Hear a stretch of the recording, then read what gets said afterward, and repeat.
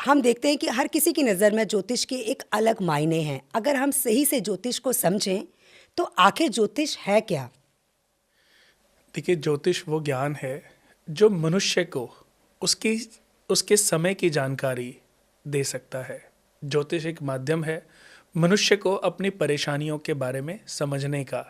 आपने सुना होगा, बहुत लोग हैं कहते हैं कि हम मेहनत करते हैं पर फल नहीं मिलता। जी।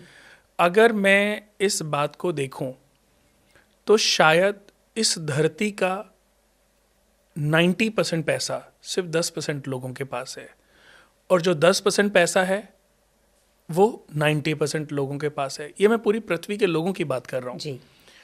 अब वो 90% लोगों को आप बात करोगे ना, वो कहते हैं जी मेहनत बहुत करते हैं पर फल नहीं मिलता। आज तक शायद अगर 1 लाख लोगों ने मुझे कुंडलियाँ दिखाई होंगी तो उसमें से समझ लीजिए कि 99,90,000 लोग यही बोलते हैं कि हम मेहनत करते हैं पर फल नहीं मिलता। जी। ज्योतिष को लोगों ने आज के समय पे किस तरीके से लिया है कि ये मंत्र पढ़ने से लक्ष्मी की वर्षा हो जाएगी, ये उपाय करने से शनिदेव खुश हो जाएंगे और वो सारी मुसीबतों से मुक्ति दिलाएंगे और तुम्हारे घर में भंडार भर देंगे। ज्योतिष को बहुत लोगों ने ऐसे भी लिया है कि ये उपाय कर लो, ये रत्न पहन लो, ये पूजा पाठ करा लो और किस्मत बदल जाएगी। जी। पर अनु जी, किस्मत बिना कर्म के नहीं बदलता। जी। ज्योतिष को सबसे पहले समझना पड़ेगा। मेरी आने वाले समय में ये कोशिश है और ये कोशिश रहेगी जी। कि मैं ज्योतिष के मायने लोगों को समझा पाऊँ कि ज्योतिष केवल एक माध्यम मात्र है। माध्यम मात्र है, केवल एक कोशिश मात्र है कि आपको आपके समय की जानकारी मिल जाए, पर भाग्य बिना कर्म के, बिना विश्वास के किसी का नहीं बदलता। ज्योतिष में लोग, मैंने देखा है कि कई बार लोग अपने बारे में समझते हैं, जैसे टीवी पे कभी आपने देखा होगा, अपने बारे में पूछते हो तो सबसे पहले आदमी कुंडली, एस्ट्रोलॉजर है वो बर्थ डिटेल डालते जी। हैं जी। और अरे आपकी कुंडली में तो राहु चौथे घर में बैठा है और आपको तो पेट की, अभी प्रारब्ध तो समझने की कोशिश ही नहीं की गई। उस बच्चे के अस्तित्व के बारे में समझने की कोशिश नहीं की गई कि इस बच्चे के पास आज के समय पे ये प्रॉब्लम क्यों आई है।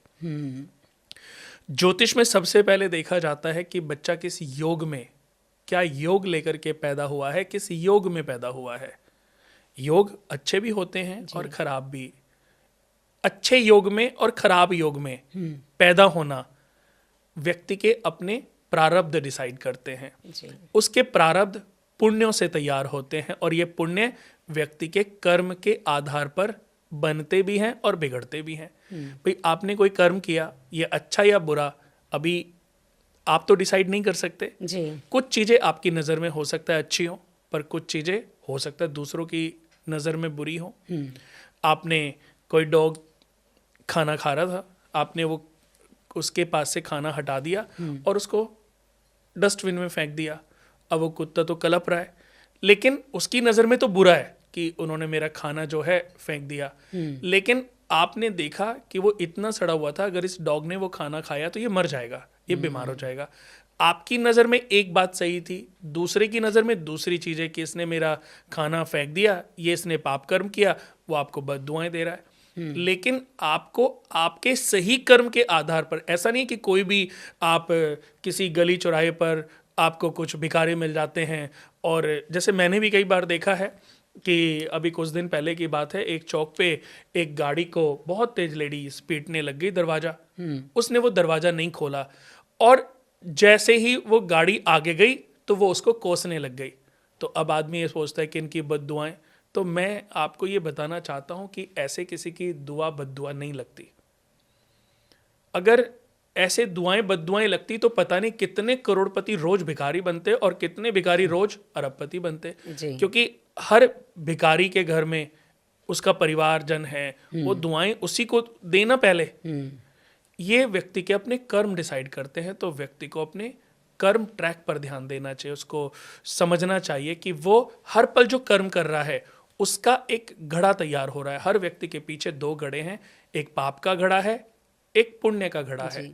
जो बढ़ता जाएगा वो फलीभूत होता जाएगा।